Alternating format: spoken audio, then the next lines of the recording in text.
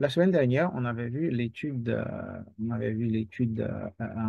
qualitative, hein, une étude qualitative, comment on mène une étude qualitative, comment on arrive au traitement des données collectées durant l'étude qualitative. Avant de commencer avec l'étude quantitative, on va essayer de revenir sur les notions qu'on avait vues au dernier. Alors, à savoir, c'était beaucoup plus, on était arrêté plutôt dans la phase des résultats des études qualitatives, les différentes phases du résultat.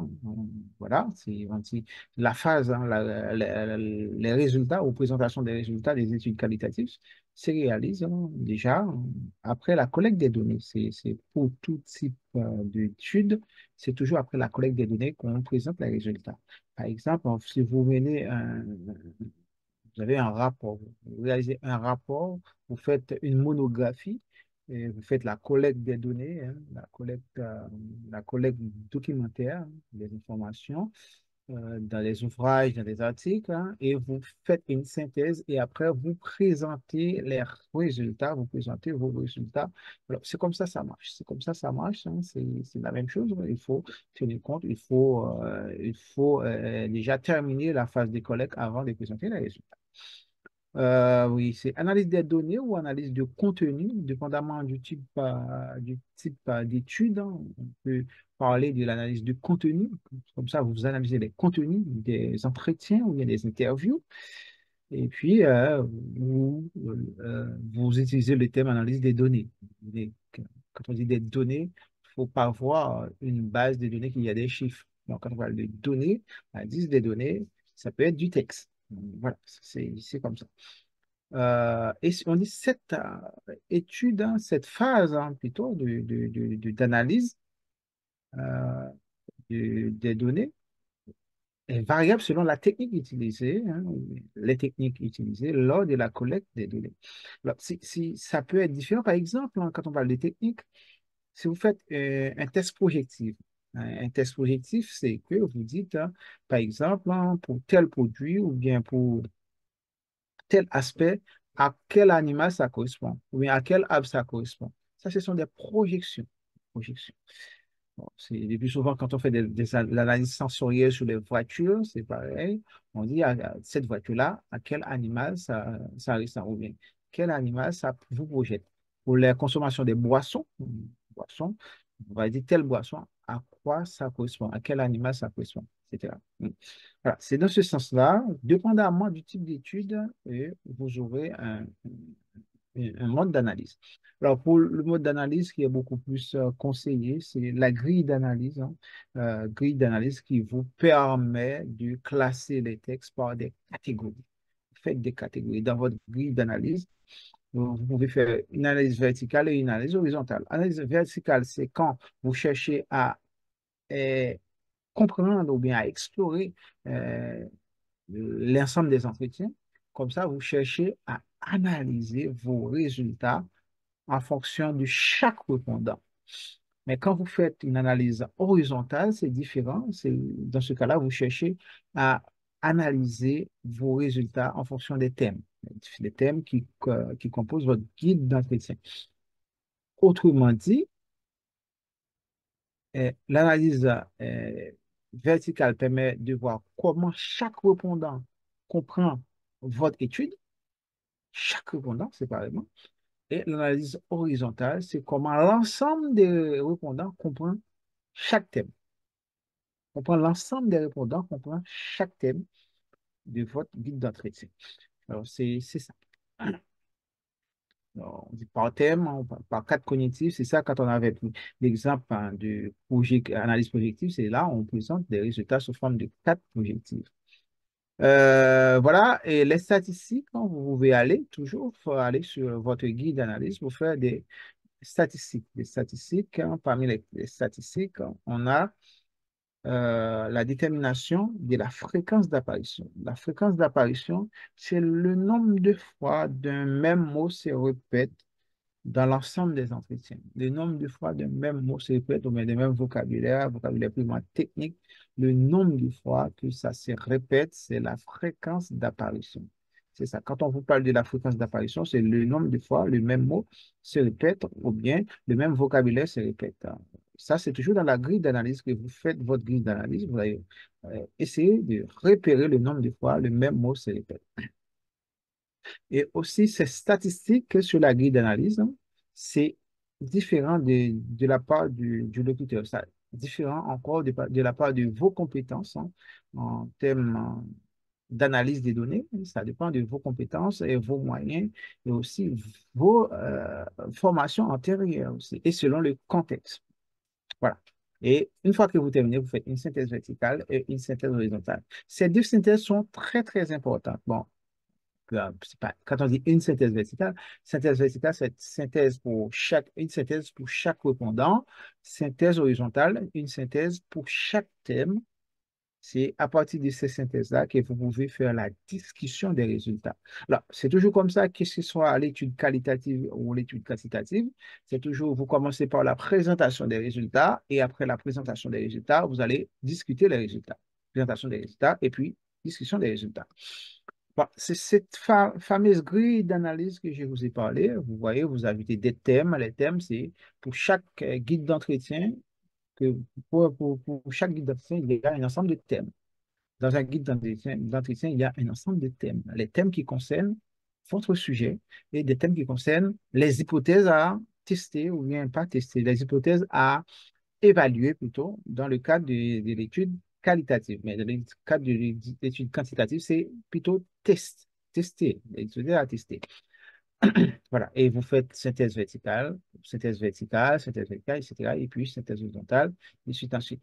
Voilà, c'est ça qu'on vous demande de faire et bon, je passe du temps. Bon, une fois que vous terminez vos entretiens, vous n'allez pas utiliser les données brutes. Vous allez faire une retranscription intégrale de vos entretiens. Bon, maintenant, c'est facile pour faire la retranscription. Bon, parfois, les gens, avant, de mon temps, quand j'étais étudiant, c'était très, très difficile de faire la retranscription. La retranscription, il faut tout retransmettre. Et parfois, on enregistre avec un appareil audio-cassette, on enregistre. Après, il faut écouter en même temps qu'on écoute et il faut taper. C'est la retranscription.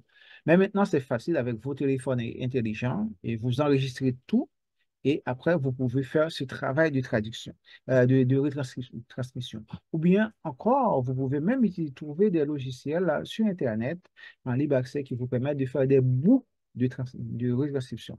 Mais si vous avez quelqu'un qui possède un forfait Team professionnel, un forfait Team professionnel, je parle du premier, un forfait Team Business, à partir de ce forfait-là, on peut faire la retranscription de l'audio automatiquement et ça s'écrit. Bon, voilà. Et maintenant, s'il y a un journaliste qui n'arrive pas à rédiger des articles parce que à partir d'un entretien, c'est parce que le journaliste n'est pas reçu. Parce que maintenant, on a énormément des outils technologiques qui nous facilitent la tâche. Voilà, et puis vous faites la définition des unités d'analyse, unités thématiques. Alors là, quand on parle d'unité thématique, c'est en fonction de votre domaine, votre secteur et votre problématique, sans oublier également vos hypothèses. Et les thèmes techniques ou bien les mots-clés qui sont dans vos hypothèses, c'est à partir de ces mots-là que vous établissez votre ou bien vos unités thématiques. Euh, voilà, après, vous allez établir des catégories, hein, et des thèmes. Dans chaque catégorie, vous allez faire ressortir des thèmes, des vocabulaires dans chaque catégorie parce que c'est important. Et puis, vous interprétez et après, vous pouvez aller encore plus loin, faire des statistiques. Bon, c'est ça qu'on va essayer de voir. Et bon, après, bon, on peut encore aller plus loin, faire le codage si vous voulez. Codage des termes, vous attribuez des codes, c'est là si vous voulez faire des statistiques. Si vous voulez faire des statistiques, vous attribuez des codes. Des codes et aussi. Tout à l'heure, on avait parlé des fréquences d'apparition. Les fréquences d'apparition vous permettent également de réaliser des graphiques, hein, des graphiques qui sont importants. Bon, là, on classe en fonction des catégories. Bon, là, c'est pour une étude qui a été réalisée sur une marque de parfum, pour voir euh, quand- qu'est-ce qui motive les gens à utiliser cette marque de parfum ou bien à acheter cette marque de parfum. Utiliser, bon, peut-être par cadeau ou bien par achat personnel, mais acheter, ça peut être pour l'utilisation personnelle ou bien pour faire cadeau à quelqu'un ou bien à son entourage. Alors, ça, c'est comme ça, on avait des catégories, des sous-catégories. Comme grande catégorie, c'est ce qui chapeau, ce qui chapeau toujours. Là, on va voir la couleur est considérée comme une catégorie. On a et les sous-catégories, ça peut être rose, bleu, rouge, jaune, etc. Par exemple, hein, pour l'odeur du parfum est considérée comme une catégorie et les sous-catégories sont odeur limonée. Limonée, c'est odeur de citron, mentholé, et odeur de menthe, poivrée, odeur de poivre. Alors, ça, ce sont des sous-catégories dans l'analyse. Et quelle relation à l'environnement, quand on dit relation à l'environnement, et qu'est-ce que ça envoie? Qu'est-ce que ça envoie? Et quand on a ces genres de parfums. Euh, Quand on voit limonée, hein, c'est ça, c'est déjà un limonée, ça envoie vers la séduction ou l'attirance ou l'élégance. Tout ça, ce sont des sous-catégories. Et également, il y a des outils de catégorisation qui sont disponibles dans le commerce, mais ça coûte de l'argent. Par exemple, NVivo, c'est un logiciel qui permet d'analyser les données qualitatives, mais ça coûte de l'argent, ça coûte cher. Et après, il y a aussi, dans le monde francophone, il y a les Sphinx aussi que vous pouvez utiliser. Mais NVivo, c'est international. Voilà.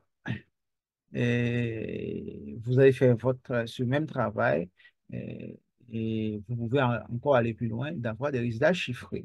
C'est ça qu'on a avec ces modes de présentation des résultats. Avec la fréquence d'apparition, on peut établir des graphiques ou bien, à partir des catégories, on peut établir des nuages de mots. Des nuages de mots, il y a des logiciels qui se trouvent sur Internet gratuitement que vous pouvez utiliser pour faire des nuages de mots. Parmi les logiciels, il y a nuagesdemots.co, c'est nuagesdemots.co. nuagesdemots.co. Vous tapez ça sur Internet, vous allez trouver, tomber sur la plateforme et à partir de ça, vous pouvez entrer votre texte et ça vous sort un nuage de mots qui est très joli. Et c'est comment on analyse ces genres de résultats au fur et à mesure que la taille du mot est grosse, c'est au fur et à mesure que ce mot-là a été répété plusieurs fois dans les entretiens. C'est ça. Par exemple, là, on a plus, parce que dans le discours, le mot plus a été répété plusieurs fois. Bon, j'avais fait ce travail pareil sur la constitution du pays d'Haïti, la constitution haïtienne. Je vois le mot pouvoir, ça a été répété jusqu'à 87 fois. Le mot éducation, 4 à 5 fois. Les mots économie, 4 à 5 fois. Agriculture, 3 fois. Et puis, le mot démocratie n'existait pas. Le mot démocratie, ça n'existait pas. Alors, c'est comme ça. On mène des analyses sur des données textuelles et ça permet de sortir des résultats, de sortir des sentiers battus aussi, qui est intéressant. Voilà, bon, ça c'était plus pour le discours d'Emmanuel Macron, le président français, en 2018. C'était pour séduire l'Assemblée. Alors là, dans son discours, il a parlé de pays plusieurs fois, hein, ce pays. On voit la barre de ce graphique, la barre est plus longue. Et puis, ensemble, nous sommes tous ensemble, ouais, on parle de mois, dans les mois à venir et des questions au gouvernement, etc., etc. Bon, je crois que c'était après les Gilets jaunes. C'était la période des Gilets jaunes, si vous vous rappelez, quand les Gilets jaunes étaient en colère. Le mot colère aussi, c'était et c'était bien représenté. Voilà, c'est comme ça, vous présentez vos résultats et vous trouvez des choses extraordinaires. Après, vous pouvez progresser, aller vers l'avant. Bon, d'accord. Bon, c'était pas le but, mais quand même, on a passé près de 20 minutes à en parler. Bon, on va pas être exagéré, on va dire 15 minutes à en parler, c'est important. Pour voir comment on présente les résultats dans des études qualitatives. Voilà. Maintenant, passons à notre travail du jour, qui c'est les études quantitatives. Comment on réalise ces études-là? Bon, les études quantitatives, c'est plus facile à réaliser. C'est vrai, c'est plus facile à réaliser. Mais est-ce que c'est scientifiquement acceptable là, il y a un autre problème. Vous vous rappelez quand on avait parlé de l'échantillonnage, on avait mentionné euh, des unités d'échantillon et des deux formules hein, que vous pouvez utiliser pour prouver que vous êtes scientifiquement responsable de votre étude, que votre étude est scientifiquement acceptable. C'était la formule de Cochrane et la formule de Sloving. Et pour ces deux formules, on fixe un niveau d'erreur possible pour les études quantitatives. C'est l'erreur de l'échantillon. Le risque d'erreur, ça doit être fixé à 5%. Ça veut dire que dans votre échantillon, on va considérer que votre échantillon est fiable par convention à 95%. À 95%, si c'est fiable à 95%, cela signifie qu'il y a le risque d'erreur existe dans cet échantillon à seulement 5%. Donc, voilà, ce sont des conventions qui ont été déjà définies et qui donnent une certaine validité aux résultats des études quantitatives. C'est pour cela, quand vous menez ces genres d'études, il faut penser toujours à fixer la valeur du alpha, ou parfois on appelle ça alpha, ou bien où on dit alpha égale à 5%. C'est cela qui signifie que votre étude est fiable, bon, est, est acceptable plutôt à 95%. Voilà, c'est ça. C'est pas convention. Par convention, vous fixez ça dès le départ.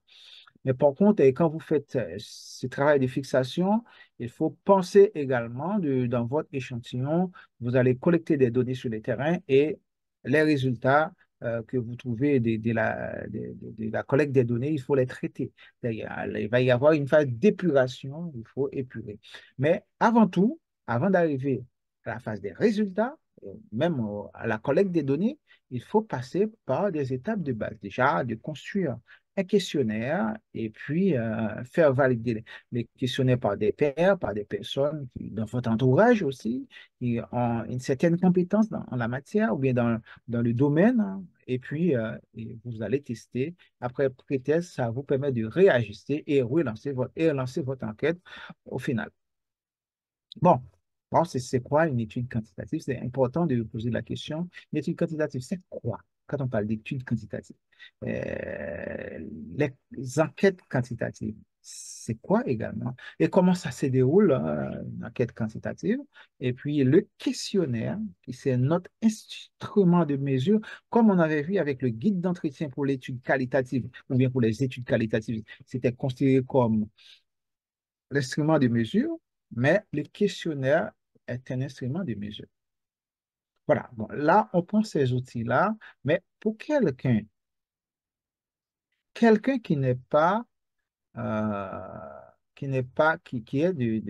qui est des sciences expérimentales. Quand on parle des sciences expérimentales, on va avoir la physique, la chimie, la biologie aussi. Bon, biologie, c'est sciences naturelles. Bref, et c'est la même chose, sauf quand on va parler d'instruments de mesure, on ne va pas parler du questionnaire. Là, on va avoir les outils. Pour eux, ces personnes-là, pour ces étudiants-là, ou ces domaines-là, on parle de matériel et méthode. Matériel et méthode. Voilà, c'est ça. Au lieu qu'on parle d'instruments de mesure, questionnaire, guide d'entretien, mais pour eux, on parle de matériel et méthode. Après, c'est la même méthodologie qu'on applique.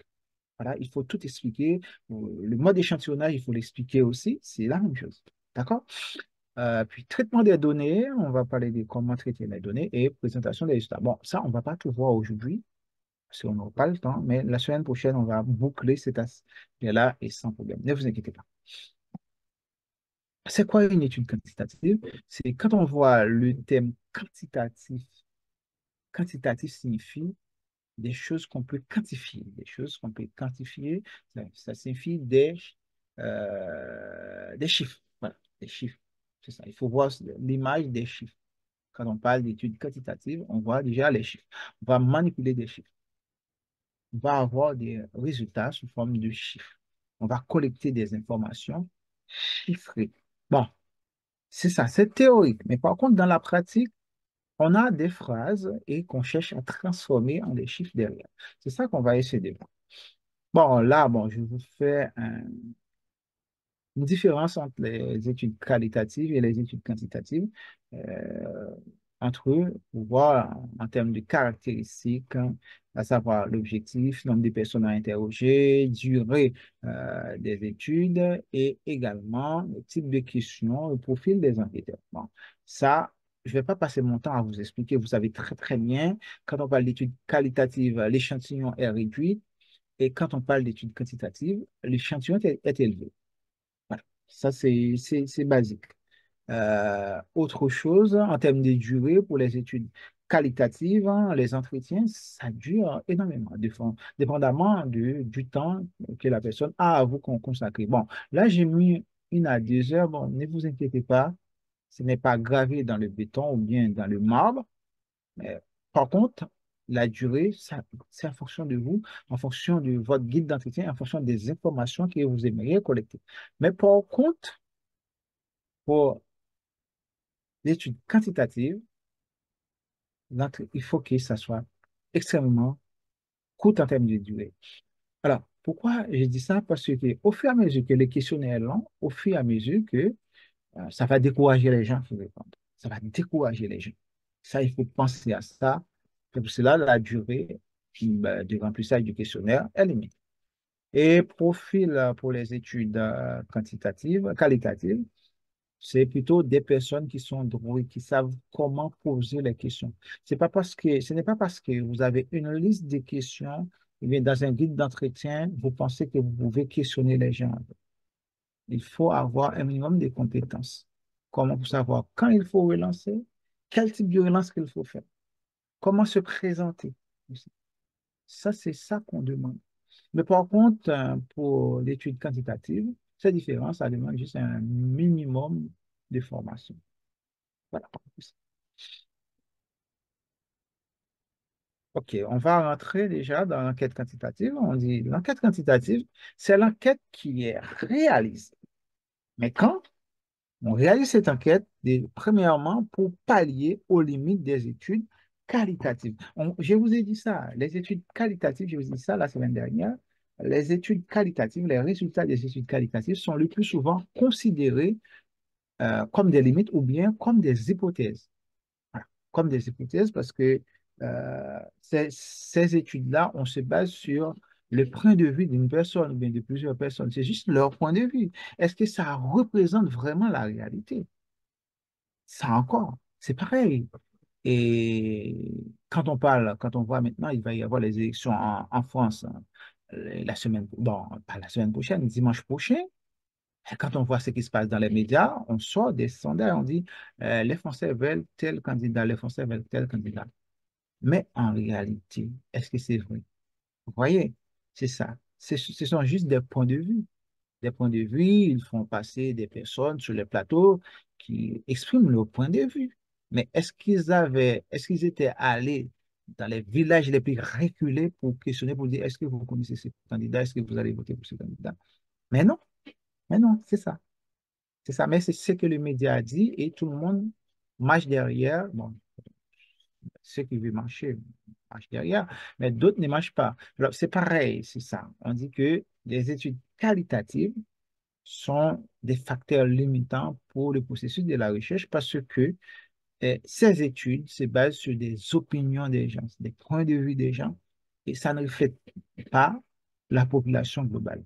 Ça, c'est une limite. Pour pallier à ces limites, c'est pour cela qu'il faut mener des études quantitatives.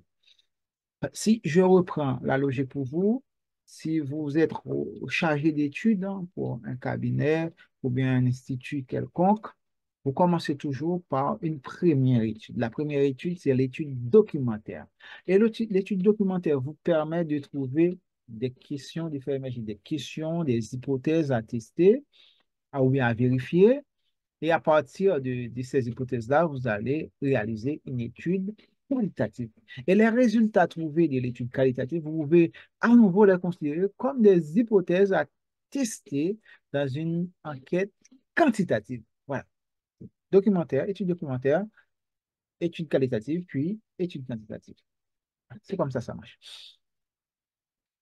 On dit pour quantifier les hypothèses formulées au courant de l'étude des études documentaires. C'est ça. Pendant la réalisation des études documentaires, surtout pour les personnes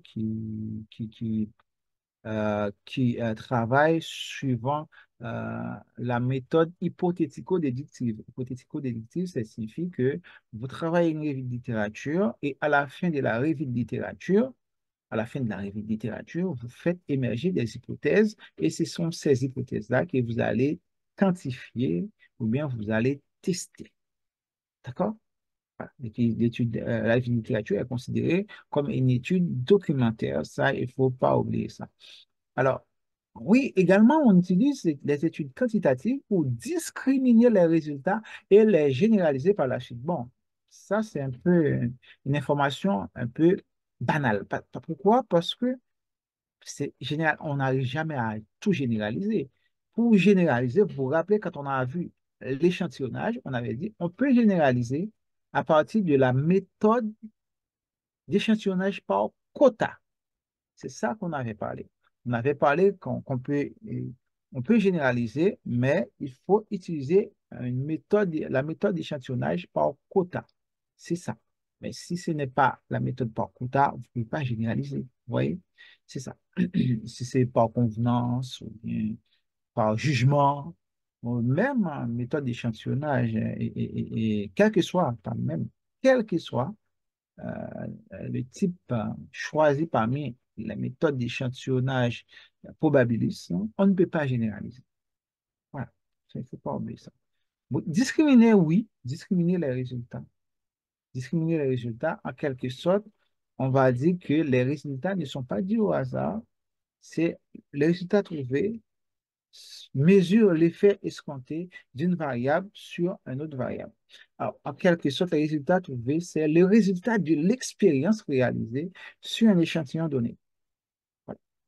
Le résultat trouvé, n'est pas du hasard, c'est parce qu'il y a une cause. La cause, ça me permet de revenir sur la définition de l'hypothèse. Une hypothèse est une relation de cause à effet. Et quand on dit discriminer les résultats sont discriminés en fonction des hypothèses. Voilà. En fonction de la détermination des coefficients de corrélation.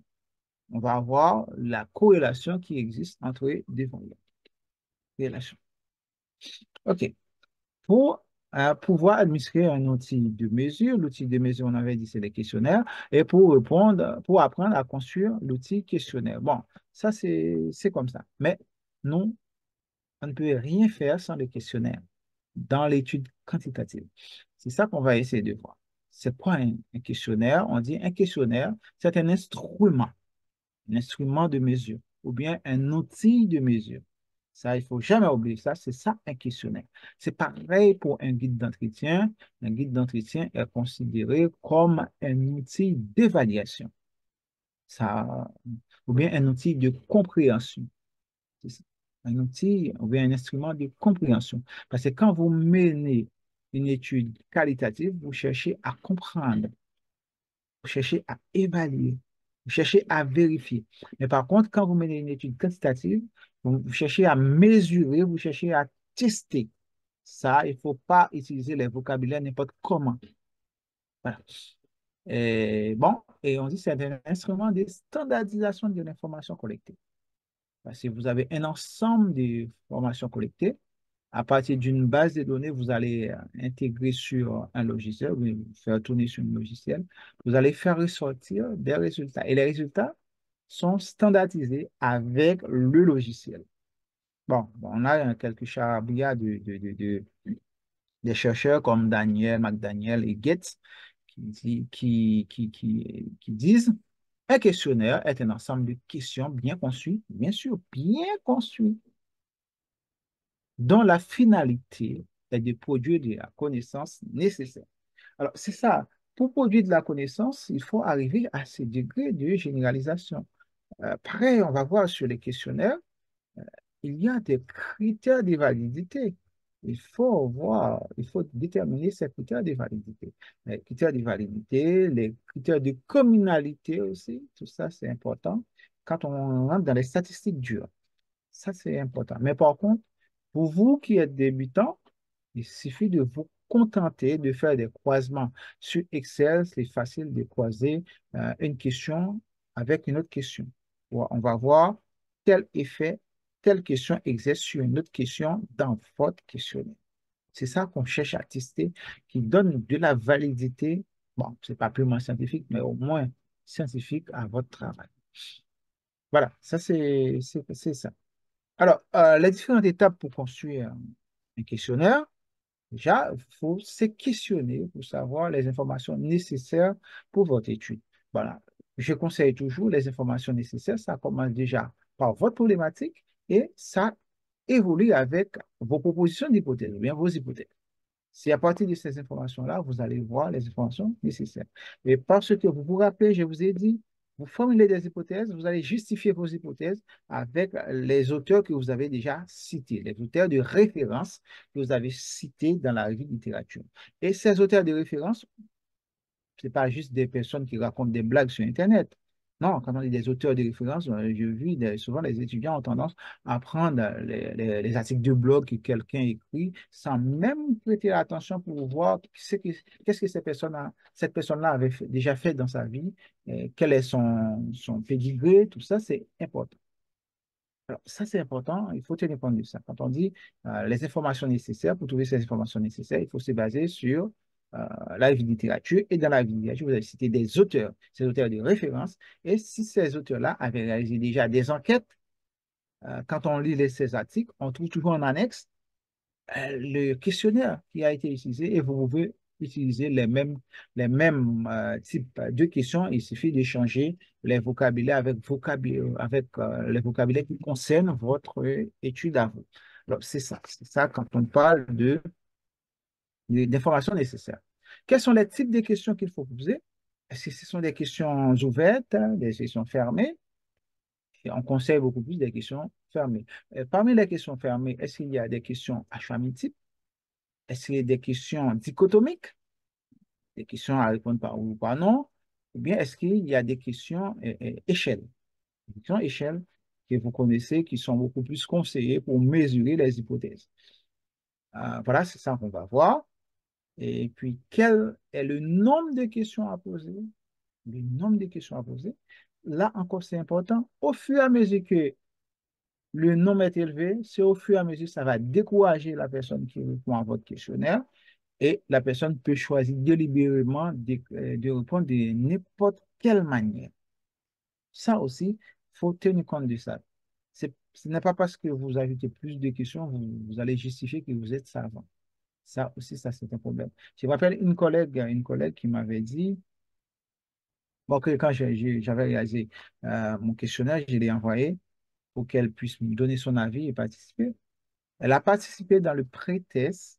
Elle m'avait dit, bon, c'est parce qu'elle avait pensé à moi, c'est pour cela qu'elle n'avait pas laissé tomber, parce que à chaque étape, elle termine une page, il y a une autre page qui arrive. Elle pensait que ça n'allait jamais terminer. Et quand elle m'avait dit ça, je dis, ah là là, je n'ai pas pensé à ça. À ce moment-là, j'ai pris le questionnaire et j'ai scindé mon questionnaire en trois parties et finalement, je garde deux parties et une partie que j'ai laissée tomber. Alors, c'est pareil. J'ai fait ce choix-là. Je me suis dit, telle question, est-ce que ça va me permettre de mesurer telle ou telle hypothèse? Telle question, c'est ça, les questions qui concernent. Quand il y a des doublons pour une même hypothèse, je supprime. Voilà. Ça, c'est la technique qui m'avait sauvé la vie. Mais bon, ça, c'est important d'en rappeler. Voilà, quand on dit le nombre de questions à poser, il faut être juste. Bon, on conseille entre 15 et 20 questions. Ne décourage pas les gens. 15 et 20, ça suffit. Ça suffit, 15 et 20. Voilà, et puis il faut penser toujours à un pré-test et puis des tests avancés. C'est important. Autre chose. Euh, les informations à collecter. Ça, c'est important. Quel type d'informations qu'il faut collecter? Il y a des informations, parfois, on ne pense même pas. Ces informations sont très importantes pour le travail, pour les questionnaires. Des informations sur le profil de la personne qui répond. Qui est cette personne? On va trouver des indicateurs socio-économiques qui expliquent qui est cette personne. Est-ce que c'est un particulier ou une personne physique? Là, on va avoir des informations sur son âge, hein, son sexe, et sa catégorie socio-professionnelle. son niveau de revenu, le type d'habitat où la personne habite, hein, et dans quelle ville, dans quel genre de logement la personne habite, hein. Est-ce qu'il y a deux pièces, trois pièces, quatre pièces, etc. Ou bien est-ce que c'est pavillon ou bien en collectivité, ce qu'on appelle dans les pays les gratte-ciel qu'on voit dans les pays, dans certains pays, bon, c'est pas pour du business, hein, c'est juste pour faire habiter les gens. Et on dit souvent, quand on voit les gratte-ciel comme ça signifie qu'il y a une forte concentration de la population et aussi les personnes qui habitent, ce ne sont pas des personnes aisées. Bon, voilà, c'est la logique. C'est comme ça. Le niveau d'études, lieu, ou bien, point de vue géographique.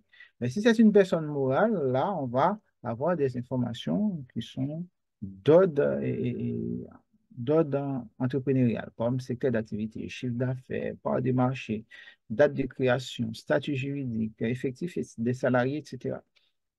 Voilà, ce sont des informations. Après les informations socio-économiques, on peut avoir des informations psychologiques. Les informations psychologiques, hein, ce qui concerne l'étude déjà, ce sont des questions qui permettent de contourner le comportement de la personne. Le comportement. Là, on va voir des valeurs, personnalité, implication, motivation, frein, style de vie, connaissance, expertise par rapport à l'expérimentation qu'on est en train de faire, par rapport au service, par rapport au produit. Voilà. Toutes ces informations qu'on collecte, ça permet de voir comment on va s'orienter. Et si c'est une personne morale, hein, là encore, on rentre dans des aspects purement structurels. Quand on parle de personne morale, on parle d'une entreprise ou bien d'une association, d'une organisation. C'est pareil, ce sont ces informations que vous allez collecter. La culture, quand on parle de la culture, on parle de la culture de l'entreprise et comment les salariés se comportent, comment les traitements entre le patron et les salariés, comment ça se passe et comment on travaille dans cette entreprise. On parle de la culture de l'entreprise. C'est ça. Les stratégies de ciblage, style de management, l'innovation. Est-ce que c'est une entreprise qui innove beaucoup? Bon. Quand on dit entreprise, ça peut être une association, ça peut être une organisation. Ne voyez pas l'entreprise quand on... Bon, c'est un peu rigolo quand on parle à des jeunes, on dit, bon, voilà, parlez-moi des entreprises célèbres, ils vont sortir Facebook, Amazon et compagnie. Facebook, Amazon et compagnie. Ça, ce sont des entreprises qui ont surfé sur la vague technologique. Mais quand on parle des entreprises, vous donnez des entreprises réelles que vous connaissez. Il ne faut pas aller dans le monde imaginaire. Et même si on entend Facebook entreprise jeune, pas du tout. Ils traitent les salariés comme des esclaves. Tout ça, ça aussi, il faut penser à ça. Quand ils disent des esclaves, c'est pas travailler pour rien, mais c'est dans le sens que on va plutôt dire pour des moins que rien. Voilà. Des moins que rien, c'est comme s'ils ils n'ont pas le droit de revendiquer quoi que ce soit. Ah, voilà.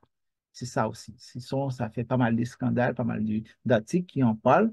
Ça, ce ne sont pas des exemples qu'il faut prendre. Essayez de prendre des entreprises que vous connaissez, qui sont rentables, que vous pouvez rentrer en contact avec leur patron et qui vous concernent aussi. Ça aussi, c'est important. Et les entreprises qui investissent dans la vie quotidienne. Ça peut être une école, hein, est considérée comme une entreprise. Information sur bien un ministère aussi. Information sur ce que le répondant fait.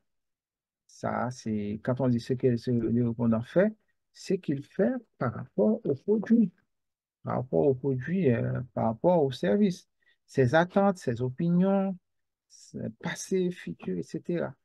Comme ça, il y a un ensemble de questions euh, qu'il faut collecter. Bon, comment le questionnaire se structure? Contrairement au guide d'entretien, bon, guide d'entretien, hein, qui est un ensemble de questions parfois, on organise des guides d'entretien en fonction de quatre volets ou bien quatre phases. La première phase, c'est l'introduction. La première phase, c'est la phase du centrage sur le sujet. Et troisième phase, phase d'approfondissement. Et quatrième phase, c'est la phase de conclusion. Mais par contre, pour un questionnaire, c'est différent. Il y a ces trois parties. Il y a l'introduction, les questions et la conclusion. Et dans la conclusion, il y a éventuellement les remerciements. Bon, l'introduction, ce n'est pas tout à fait le cas pour les jeunes étudiants, mais ils ont tendance à dire, à demander aux gens de répondre aux questions suivantes et après ils passent directement. Non, il faut que vous vous présentez, vous vous dites qui êtes-vous?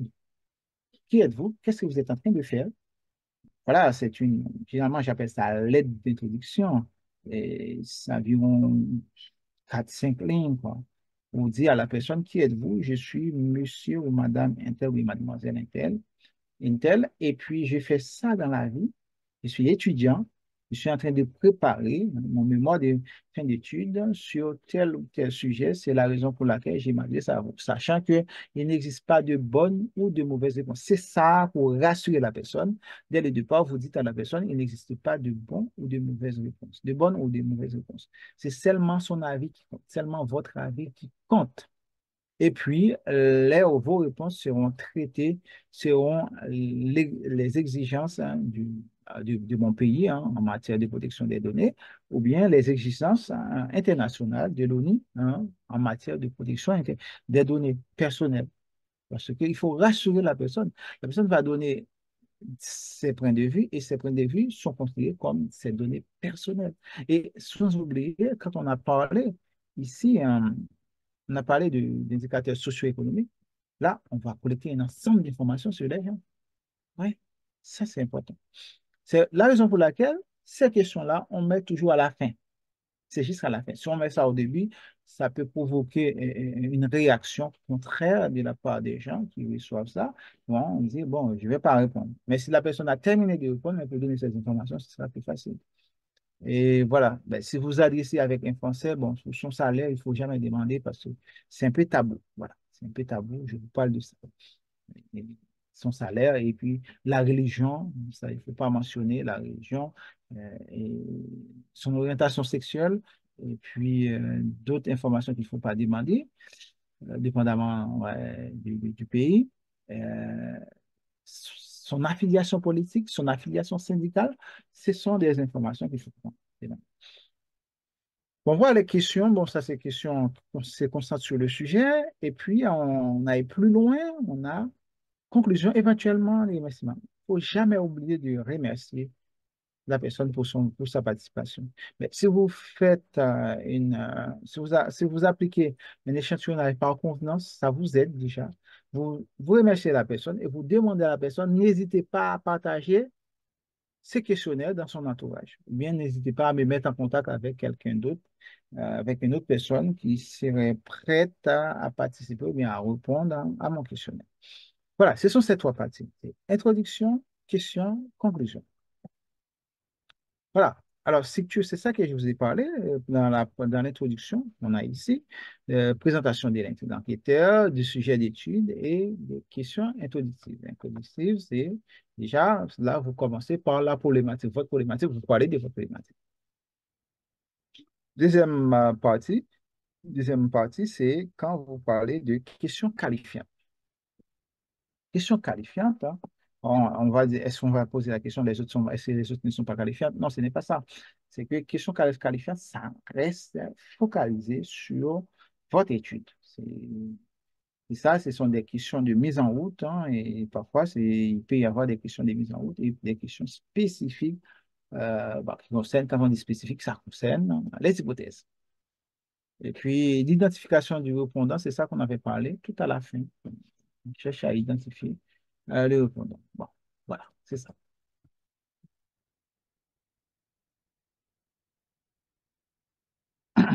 Maintenant, parlons de la longueur du questionnaire. On a dit tout dépend du mode d'administration. Si vous êtes, par contre, si vous êtes un peu timide, hein, ça peut arriver, vous êtes timide. Vous ne pouvez pas rapprocher des gens, vous rapprochez des gens. Bah, c'est qu'est-ce qui est beaucoup plus conseillé, d'ailleurs, qui a tendance à se généraliser, c'est les questionnaires auto-administrés. Auto-administré, cela signifie que vous créez votre questionnaire sur une plateforme technologique et après, bon, par exemple, on a Google Forms qui permet de créer des questionnaires intéressants. Ouais, vous copiez votre questionnaire, vous partagez dans votre entourage. Ouais.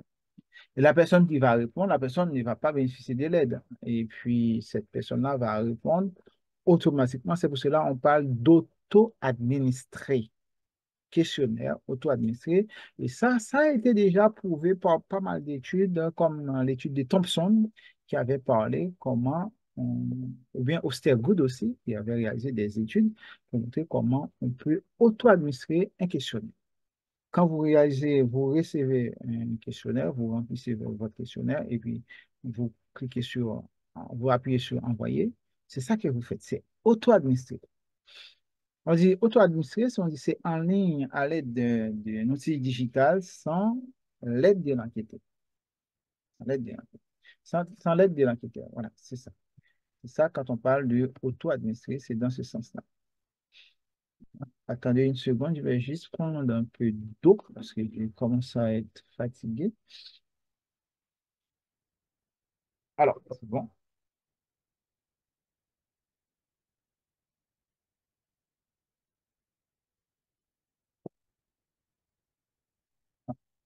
Je n'ai pas pensé. Ok, c'est bon. Voilà, ça dépend aussi du mode d'administration, toujours du mode d'administration. Ça dépend si c'est l'enquêteur qui va l'administrer aussi. Si c'est l'enquêteur sait déjà le questionnaire, comme quel type de question qu'il y a, comment poser les questions. Mais par contre, si c'est la personne qui cherche à administrer automatiquement tout seul, ça prend plus de temps. Il faut la lecture pour comprendre. Parfois, pour les problèmes de compréhension, ça peut arriver. Quand il y a des problèmes de compréhension, on prend plus de temps à répondre. Ça peut être à domicile aussi, mais si c'est à domicile, le temps est long. Pourquoi? Le temps est long parce qu'il faut l'envoyer. Parfois, c'est par la poste. On l'envoie. La personne va répondre et retourner. Il va y avoir un aller-retour. Ça, vous vous rappelez l'histoire des votes entre Joe Biden, hein, et l'ancien président Donald Trump. C'était pareil. C'était comme ça. C'est le bulletin envoyé par voie postale. Les gens doivent remplir pour retourner. Et puis, et Donald Trump a crié au scandale. Bon, voilà, c'est ça, c'est comme ça et ça prend temps et ça demande de l'argent aussi. Ça prend temps et ça demande de l'argent. Ça coûte très cher. Et toujours la longueur, si on dit ça dépend de l'expérimentateur, du sujet que l'expérimentateur est en train de traiter. Et dépend du coût aussi de l'étude et du temps de l'analyse. C'est toutes ces choses-là qu'il faut tenir compte. Bon, vous n'avez pas de moyens, vous faites l'enquête pour votre étude, pour valider votre diplôme. Là, il faut utiliser la facilité et réduire le nombre de questions. Les types de questions à poser. Par contre, je vous promets, c'est très long. On va essayer de s'arrêter à partir de... Si vous avez des questions, n'hésitez pas à poser. Et puis, peut-être on va essayer de s'arrêter à partir de 30, hein, dans 30 minutes. De 30 minutes, on va s'arrêter pour les questions. Si vous avez des questions, bon, bien qu'on parle des types de questions. Les types de questions à poser, on va déjà parler. Il y a deux familles de questions. Comme c'est pareil pour l'échantillonnage, on avait parlé de deux familles d'échantillonnage. L'échantillonnage probabiliste et l'échantillonnage empirique ou raisonné. Là, il y a deux familles, hein, de questions. Les questions ouvertes et les questions fermées. Ça, il ne faut jamais oublier. J'ai deux familles de questions. Questions ouvertes et questions fermées. Pour les questions ouvertes, alors là, c'est dans le questionnaire. Si vous ajoutez seulement des questions ouvertes, ce n'est pas un questionnaire, ce n'est pas une étude quantitative. C'est une étude qualitative. Mais par contre, dans votre questionnaire, avec les échelles, les questions fermées, il peut y avoir des questions ouvertes. Là, on demande à la personne de donner son point de vue. On ne va pas diriger la personne, mais c'est la personne qui répond. Ça. Mais là, il y a un problème avec ces genres de questions. Ces questions posent le problème du traitement derrière. Si vous ne maîtrisez pas les techniques de traitement des enquêtes qualitatives, vous ne pouvez pas traiter ce genre de questions. Voilà. Ça, il faut penser à ça. Alors, c'est parmi ces questions ouvertes, il y a des questions discursives Voilà. Les questions discursives. Par exemple, on a un exemple. Que pensez-vous d'eux? Que pensez-vous de quelque chose? Là, on a exemple le figital. Figital. Le monde physique et le monde digital. On appelle figital.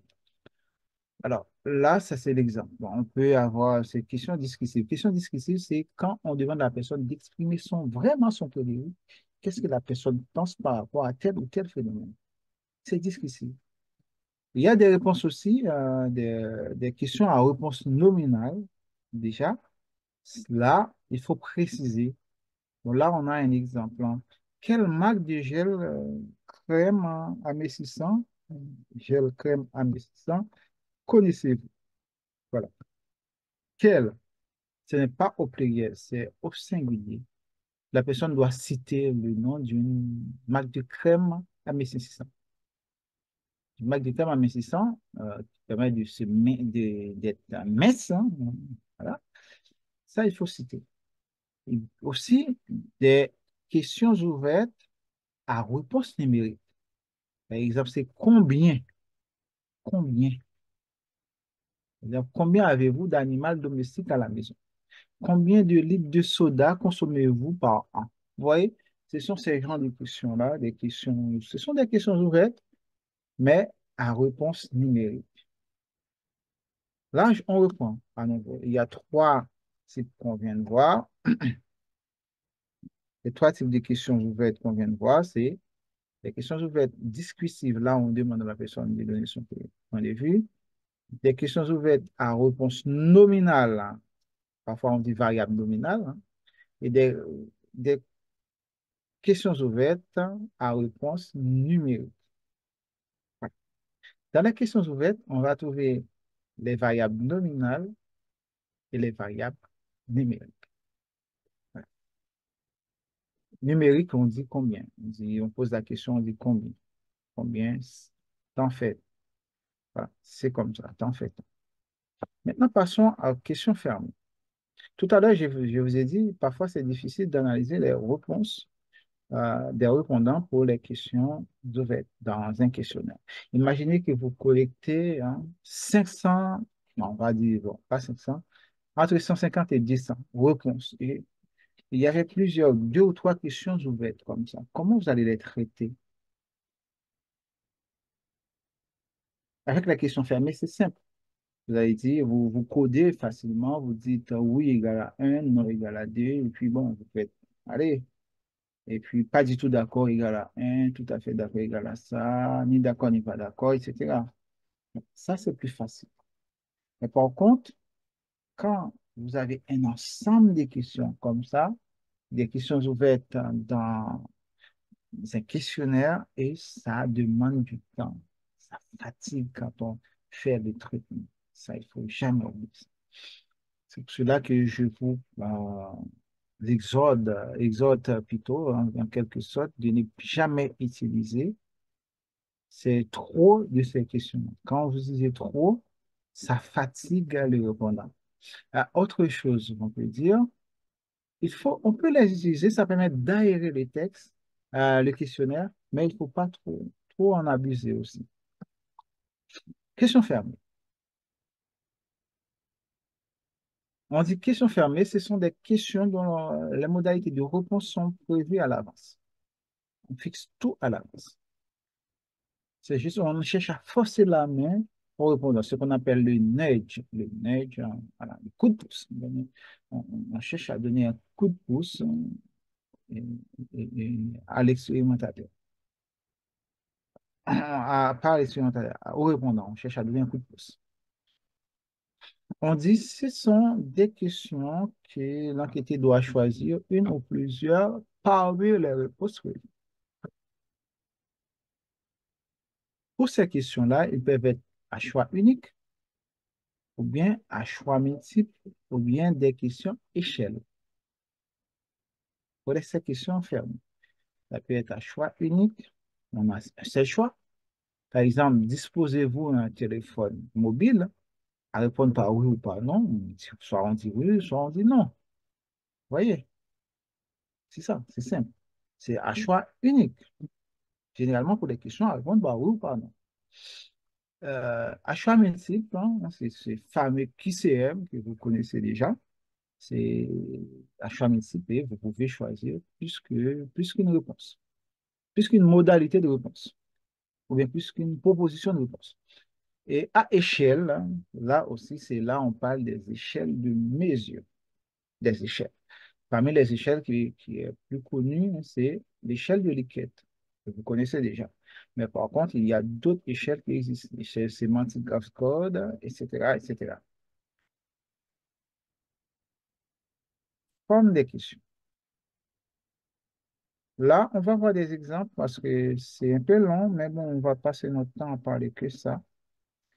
Des questions à choix unique, on a des exemples, hein, des questions à choix unique, hein, des questions à répondre par oui ou par non que je vous ai parlé. Ce sont des questions à choix unique. Voilà. On a des exemples. Considérez-vous votre smartphone, Google Pixel, etc., est un produit robuste. Ça répond par oui ou par non. Voilà.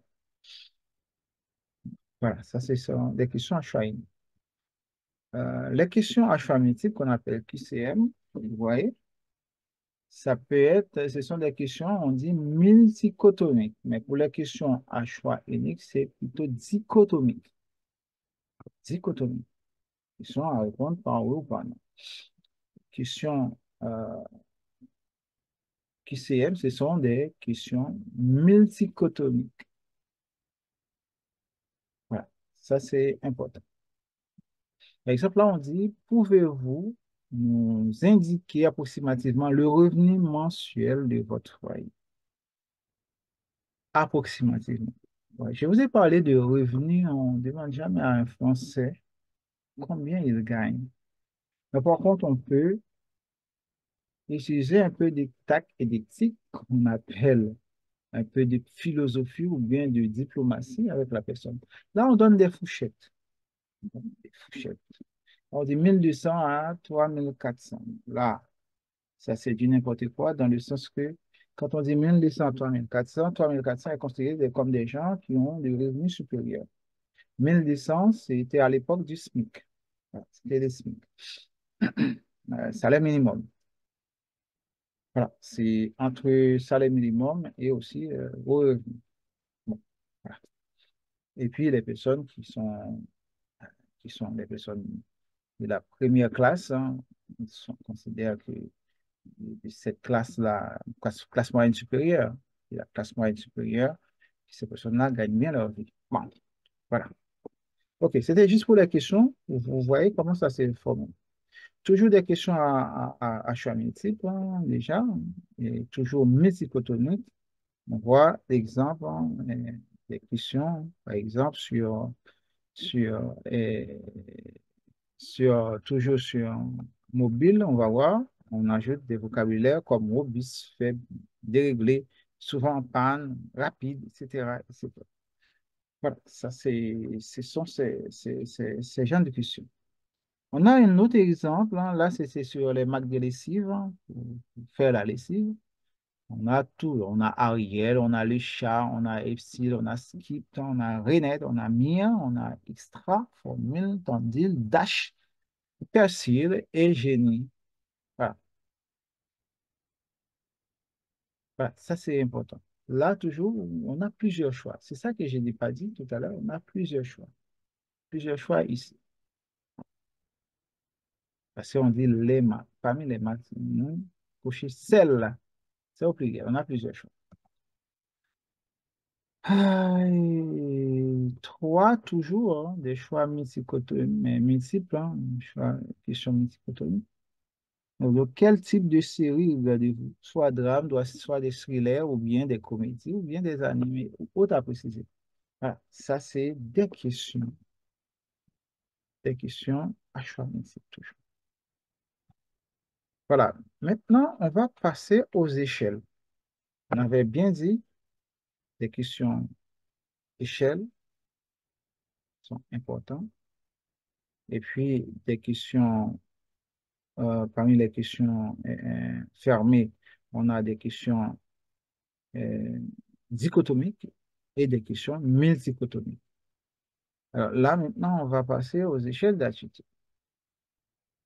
On dit ces échelles-là sont le plus souvent utilisées pour mesurer un phénomène ou valider les hypothèses.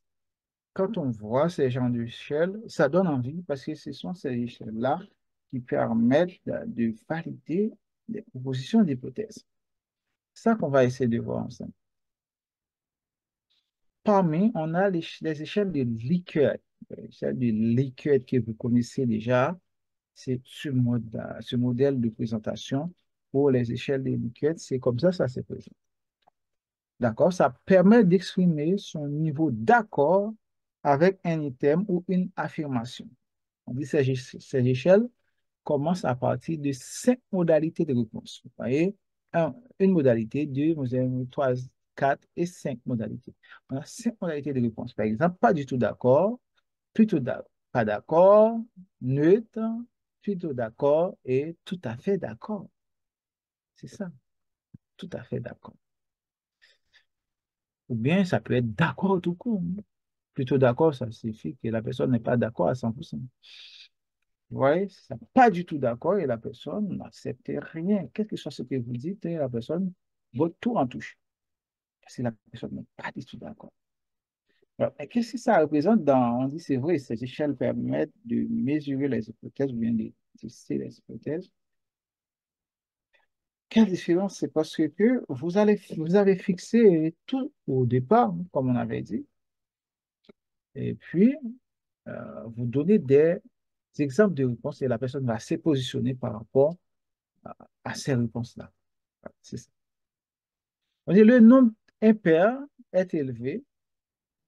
Plus le nombre impair est élevé, plus la qualité des réponses obtenues est meilleure. Voilà, ça, c'est important. Là, on est fixé, on parle de 5, on peut arriver à 7 et puis on peut arriver à 9 aussi. C'est là, quand on est à 9, bah, il faut être en présence des experts aussi qui répondent à vos questions. Ça, on a d'autres échelles de type de Likert également. Vous voyez, on associe à des chiffres, hein. On associe à des chiffres 1, 2, 3, 4, 5, etc. Ça, c'est toujours des échelles de Likert. Il y a plusieurs exemples, on peut vous inspirer. Après les Likert, on a les sémantiques de Teston. Sémantique de Teston, c'est quand on parle de l'importance. Important, pas important, etc. Ça, sont des échelles sémantiques de Teston. Voilà. Ça, c'est important. Voilà, voilà, c'est ça. Ça permet d'adapter les nuances de positionnement de l'échelle à chaque énoncé. On a cet exemple-là. On a d'autres exemples, comme pour Likert, on a d'autres exemples également pour Teston. Voilà. Tout à l'heure, on avait important, maintenant, on a satisfaction. Et puis, on a des mots qui sont parfois disparates. On a très mauvais, acceptable, excellent. Vous voyez, c'est comme ça. Vous avez des échelles et vous avez autant d'échelles qui soient à votre disposition et vous pouvez les utiliser. Les modes de présentation. Euh, Là encore, c'est un autre exemple d'échelle d'attitude pour, de, de Texton aussi, vous pouvez utiliser. Maintenant, passons aux échelles de d'Osgood. Sémantique d'Osgood, c'est pareil, que c'est sur le format de Likert. Et parfois, les gens présentent ces genres d'échelles, parlent de Likert. Non, ce n'est pas Likert. Ce format-là, c'est le format sémantique Osgood. Et ces genres de format, c'est sémantique Teston. Ça, vous n'allez pas oublier ça. Pareil, on a d'autres exemples encore, c'est des exemples de présentation des échelles sémantiques selon Osgood encore. Là, vous avez encore des exemples. Et là, ce format, on présente les deux extrêmes. Les deux extrêmes entre le moins bon au plus bon. Les deux extrêmes. Ça, c'est important. Ce sont les extrêmes qu'on présente. Par exemple, le contraire des sympathiques, c'est antipathique. Moderne, c'est dépassé. proche, ça, c'est loin, et puis bon marché, c'est cher. Mauvais, bon, vous voyez, c'est tout ça, c'est important. C'est comme ça on établit les échelles d'attitude, les différentiels sémantiques d'Etenson. Ça, c'est d'Osgood. Voilà. Alors, ça, c'est important. Voir la différence, pareil, toujours, hein. Et toujours les différentiels sémantiques d'Osgood. Là, on se base sur des échelles bipolaires. Des bipolaires, c'est ça. Bon, les gens, quand ils parlent très mal, ils vont dire ce sont des échelles bicéphales. Bon, ça ne veut rien dire bicéphale. Et puis, bref. Là, on a les 10 extrêmes. C'est ça que je vous ai dit. C'est toujours les 10 extrêmes qu'on cherche à comparer. Et si la personne, par exemple, sur cette échelle-là, si la personne se positionne entre 6 et 7, là, on va dire que par rapport à la question posée, la personne a la capacité, exprime un caractère antipathique. Par contre, si la personne se positionne entre un et 2 et la personne est sympathique. Voilà, c'est comme ça. On a une échelle de 1 à 7. Le juste milieu, vous voyez le juste milieu, il n'y a pas de milieu. Si vous êtes à 3, vas-y, vous êtes du côté du sympathique. Mais si vous êtes à 4, vous êtes euh, au milieu. Vous êtes au milieu. Vous êtes à 5, vous êtes du côté des antipathiques. Vous êtes à 4, vous êtes neutre. Hein, tous les 4 ici, les 4 sont neutres. Alors, qu'est-ce qu'on peut trouver d'autres exemples? Bon, là, c'était plutôt pour Teston. Ça que le plus souvent que les étudiants utilisent, après ils disent c'est Likert. Non, ce n'est pas du tout Likert. Likert, c'est quand on ajoute des niveaux d'accord. Et puis après Likert, on a Testen, qui se base beaucoup plus sur les sémantiques de Testen. Et puis, on a aussi Osgood qui se base sur les différentiels, les deux extrêmes, les différentiels. On dit différences entre les deux pour dire que le positionnement est différent de la part de l'autre. Différentiel. Mais pour Teston, ce sont des supports sémantiques. Là, c'est différentiel sémantique d'Osgood. C'est ça que vous n'allez pas oublier. Après, il y a d'autres échelles comme les échelles d'intention. D'intention. Et bon, pour ces échelles-là, c'est quand on réalise des sondages, quand on réalise des sondages, vraiment, des sondages politiques, on va dire sur une échelle de un à 7 et comment vous vous positionnez. Et puis, bon, par rapport à ce candidat, et même pour la consommation d'un produit, sur une échelle de 1 à 7 ou 1 à 10 et comment vous considérez ce produit-là. Et comme ça, la personne va se positionner. Ce sont ces genres d'échelles qui existent, hein. Bon, il y en a d'autres avec des pourcentages, hein, aussi, hein. C'est toujours ces échelles d'étention, hein. On part du moins bon au plus bon, hein, et entre 0% jusqu'à 100%. Après ces échelles, bon, il peut y avoir d'autres échelles que vous pouvez utiliser aussi, des échelles de rang, vous pouvez, de classement, hein, de classer par rang, des échelles de rang, du rang supérieur à, etc., etc. Donc ça, vous aurez le temps. Ah bon. Alors, maintenant, passons question fermée, haute échelle, que vous connaissez peut-être déjà, hein. Voilà, c'est ça. On a des échelles de répartition de points, hein, répartition des points. On a des pourcentages, hein. Là, on a un exemple dans une famille, hein. Vous allez répartir par points les pourcentages, hein, des personnes qui utilisent une technologie, bien, des téléphones plus dans la journée, par exemple, ou bien qui utilisent beaucoup plus WhatsApp, hein. Voilà, ça, c'est l'exemple qu'on peut prendre. Après, d'autres échelles aussi, les échelles numériques, hein, l'échelle numérique, hein, c'est une échelle ça c'est beaucoup plus les banques qui utilisent ce genre d'échelle, hein. Quand ils font des enquêtes de satisfaction, ils vont dire c'est une échelle de 1 à 10, parfois ils disent de 0 à 10 aussi. Non, 1 à 10 c'est plus raisonnable, c'est une échelle de 1 à 10.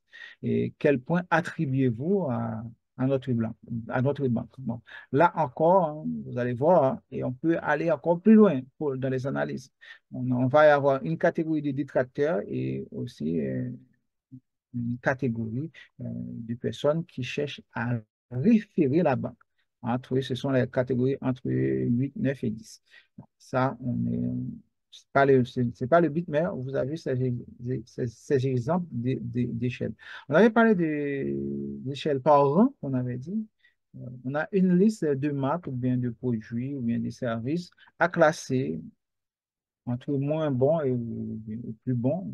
Vous donnez un numéro. Numéro un, numéro 2, numéro 3, numéro 4, etc.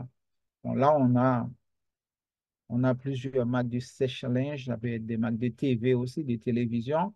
Euh, Pareil, vous allez classer par rang. C'est-à-dire que parmi ces marques-là, laquelle qui arrive en première position, et puis deuxième, troisième, quatrième. Voilà, ce sont ces échelles. Et puis, bon, il y a d'autres exemples hein, d'échelles. Hein. Par exemple, hein, là, c'est pour la consommation de la boisson phare que tout le monde connaît. C'est les marques de champagne. Hein, les marques de champagne. Euh, Déjà, quelle préférez-vous? Sur 8 marques de champagne. Et comme ça, les gens vont choisir. Ce sont des échelles fermées qui existent et qui vous aident quand même à aller plus loin. Bon, là encore, ces échelles-là, vous voyez, quand vous passez dans les aéroports, vous voyez, quand vous passez dans les aéroports, il y a les toilettes dans les aéroports, et parfois, en sortant, on peut vous demander de donner votre avis sur l'état de la propriété. Donc, aussi dans les gares, c'est pareil. Dans gares routières, c'est pareil. Hein. On demande toujours de donner votre avis. Pour donner votre avis, vous n'avez pas le temps. On sait que les gens n'ont pas le temps. C'est pour cela qu'on présente des emojis, des émoticônes, et comme ça, les gens vont cocher pour dire que, voilà, si la personne ici, la personne est heureuse, ça veut dire que c'est un bon service. Pareil, hein. Et là, la personne reste bouche bée, la personne n'a pas donné son avis. Et là, la personne est vraiment mécontente. Ça signifie que les services dans les toilettes, dans les toilettes publiques, les gares, les aéroports, c'est de mauvaise qualité. Il n'y a pas de service. Et voilà, c'est pareil pour une voiture, pour les bus, quand vous prenez les bus. Hein, bon. Maintenant, avec la technologie digitale dans les pays, la majorité des pays du monde, hein, vous réservez sur une plateforme et après, on fait une enquête de satisfaction pour exprimer votre ressenti après le voyage. Là encore, c'est pareil, on vous envoie des emojis, après vous cochez et puis ça passe très bien. Même pour les restaurants, c'est beaucoup plus approprié hein, pour les restaurants d'avoir ces genres d'échelle. Mais pour les enfants, pareil, hein. Là, c'était une étude sur les enfants. On dit, que pensez-vous du goût de cette barre de céréales? Barre de céréales. Et comme ça, l'enfant va se positionner. Ouais. On a un autre exemple. Comment jugez-vous l'ergonomie de votre smartphone? Est-ce que c'est facile à utiliser?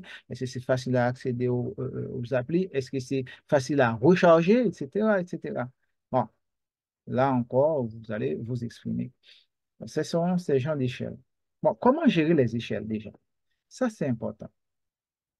Pour les échelles, on dit l'optimum est fixé à 7. À 7. Le minimum est fixé à 3 et le maximum est 10. Oui, ça c'est simple. L'optimum, c'est 7. Voilà, à partir de 7, là, on sait que les réponses obtenues sont d'excellente qualité. À partir de 7, on dit le minimum, c'est 3. Si c'est en dessous de 3, ce n'est pas considéré comme une échelle. Si c'est 3, c'est bien comme ça, on peut analyser à partir d'un logiciel quelconque. Hein, un logiciel, on sait que SPSS, il y a aussi R qu'on peut utiliser comme logiciel qui donne ces possibilités. Mais bon, avec Excel 2023, on peut le faire aussi. Excel 2023 est rempli de fonctions mathématiques qu'on peut paramétrer pour pouvoir faire des analyses des données. On dit le maximum, c'est 10. Il ne faut pas dépasser 10. Alors, des conseils qu'on vous donne déjà, privilégier des échelles impaires. Voilà. Pourquoi c'est impair? Quand on dit impair, et la personne a le droit d'être neutre. Si ce n'est pas impair, et la personne va quand même à se positionner, à forcer, on va forcer la personne à se positionner. Non, ça n'a aucune portée scientifique. Mais bon, voilà, ça n'a pas. Mais la personne a le droit d'être neutre, de choisir et de répondre au milieu aussi. Ça, c'est important. L'expérimentateur admet que la personne, hein, le répondant, peut avoir une position neutre. Et puis, privilégier, si vous privilégiez une échelle paire, comme ça, vous forcez la personne à se positionner. Bon, ça, je ne vous conseille pas, mais bon, ça c'est pour le domaine commercial, oui, mais bon, pour d'autres domaines, non, pas conseillé. Ça, c'était par rapport au choix des échelles. Alors, toujours sur le choix d'une échelle, on a les dichotomiques. Dichotomiques, c'est les questions à répondre par oui ou par non. On dit en termes de qualité, en termes de fiabilité, c'est très bonne. En termes de validité, c'est faible. Parce que la personne répond par oui ou par non. Et peut-être la personne avait un mais qui n'est pas exprimé. Voyez? Rapidité, voilà, c'est facile en question pour répondre par oui ou par non. La personne a dit oui ou non, c'est bon, facile. Et puis simplicité, c'est excellent. Alors, bon, là, on ne va pas tout faire, mais par contre, l'échelle là, qui est beaucoup plus simple à utiliser et de bonne qualité, de bonne fiabilité, de bonne validité, de bonne rapidité et également de simplicité, c'est l'échelle icône qu'on avait vue tout à l'heure avec les emojis. L'échelle icône, c'est beaucoup plus conseillé. Il n'y a pas de fausse côté. Les échelles de Likert, hein, entre fiabilité et validité, oui, c'est conseillé parce que ce sont ces échelles qui permettent beaucoup plus de mesurer ou tester les hypothèses. Ça, c'est beaucoup plus conseillé. Les échelles de Likert. Différentiel sémantique aussi, pas mal, hein, on peut utiliser différentiel sémantique et différentiel sémantique d'Obsgood. Voilà, ça, c'est important. Les logiciels du rang, bon, ça existe, hein. Support sémantique, hein, pas mal aussi. On peut utiliser les supports sémantiques parce que c'est compréhensible pour la personne qui lit les questionnaires. Surtout quand le questionnaire est auto-administré. Alors, pour la formulation des questions, on dit il faut que les questions soient précises, simples, claires et brèves. Il ne faut pas chercher à raconter votre vie dans une question. Les questions, une, c'est sujet, verbe et complément. Ça, il faut genre, sujet, verbe, complément, c'est très simple. Après, la personne va répondre rapidement. Alors, il faut que ça soit net, il ne faut pas induire la personne dans la réponse, hein. Déjà, quand on voit ça, par exemple, quand on pose la question, on voit oui ou non, si c'est oui, faire ça, si c'est non, faire ça, oui ou non. Quand on dit oui ou non, ça ne se fait pas dans un questionnaire déjà. Il faut pas le faire. On dit il faut que ça soit universel. Universel, ça signifie que vous avez repris l'échelle dans une autre étude qui a été réalisée. C'est ça qu'on avait dit. Quand vous citez des auteurs de référence dans votre littérature que vous allez utiliser pour argumenter, pour justifier vos hypothèses, alors vous pouvez trouver aussi des échelles de mesure parmi ces auteurs de référence. Alors, pour adapter au mode d'administration du questionnaire aussi. Est-ce que c'est en face à face? Si c'est en face à face, comme ça, vous allez prendre plus de temps. Il faut parcourir, il faut faire porte à porte. Est-ce que c'est par téléphone? Par téléphone, c'est encore plus simple, hein. Il faut adapter. Généralement, quand on appelle quelqu'un au téléphone pour questionner la personne, bon, la personne, si la personne prend son café, c'est plus facile de répondre. Mais si la personne est au travail, la personne ne va pas répondre, ça c'est sûr. Auto-administré avec l'Internet qui est beaucoup plus utilisé de nos jours. Alors ça, c'est pareil, hein, pour ces genres de formulation. Il faut être très, très souple. Il faut être très, très souple dans la formulation. Et puis, ne cherchez pas à piéger la personne. Il faut que les questions ne soient pas trop longues aussi. D'accord? En tout cas, c'est ça qu'il faut, c'est à ça qu'il faut penser quand on fait ce travail-là. Bon. Normalement, on a bouclé, hein, ce qu'on devait voir. On ne va pas aborder la partie résultats aujourd'hui parce que c'est très dense, hein. On verra ça à la prochaine séance, mardi prochain. Comment présenter les résultats, discuter les résultats et aller plus loin. Voilà. Si vous avez des questions, je suis là pour vous entendre. Si vous n'avez pas aussi, je peux comprendre. Et vous pourrez dire. la semaine prochaine, on pourrait continuer cette discussion parce que c'est important. C'est important pour vous. Ouais, voilà. Donc, comme vous n'êtes pas nombreux, et puis euh, sur notre plateforme n'est pas marché, ça, on verra ça après. OK, Roselyne, vous avez une question. Je vois, vous avez levé la main, ou bien peut-être vous avez dit c'est bon. Non, c'est bon. OK. Je Vous voulais avez dit c'est bon. vous remercier seulement. Merci pour la présentation. OK, Tout a d'accord, été clair. d'accord, d'accord. OK, j'espère que les autres n'ont pas de questions. Ouais, vous restez 5 personnes. Si vous avez des questions, n'hésitez pas à poser. Puis, parce qu'au Maghreb, ils ne participent pas aujourd'hui avec nous parce qu'ils ont des activités pas culturelles. Et puis, bon, ils m'ont dit vont suivre en différé. Ça m'a sauvé la vie aussi. Comme ça, je ne pouvais pas tout gérer. Bon, eh bien, on arrête là. Il est 22h30 chez moi. Il est 22h30, hein. Il est 4h30 PM, hein, en Amérique, et au Canada, beaucoup plus, hein. Et puis, bon, pour les autres, peut-être 5 heures. On va continuer la semaine prochaine, hein, pour qu'on termine avec l'étude quantitative. Et après, il va y avoir la phase d'exploitation des résultats et comment préparer les résultats, et comment on commente et puis aller plus loin pour préparer des recommandations ou bien des préconisations que les étudiants ont souvent tendance à oublier parce que c'est important et quand ils oublient, parfois ils font n'importe quoi. Voilà. En gros, c'est ça. Ouais, il nous reste 3 séances, hein, donc 3 séances et ça va passer vite. Et puis comme ça, pour cette première session, on termine en bien. Puis ne vous inquiétez pas pour le reste. OK, merci Calendry, et merci tout le monde, merci tout le monde qui était présent. Et vous aurez tous sur la plateforme et puis et comme ça, on aura le temps d'aller. N'hésitez pas si vous voulez aller plus loin, hein.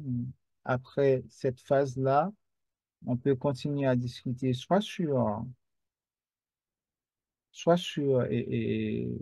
WhatsApp ou bien on peut faire un groupe privé qui dépend pas de Baraka.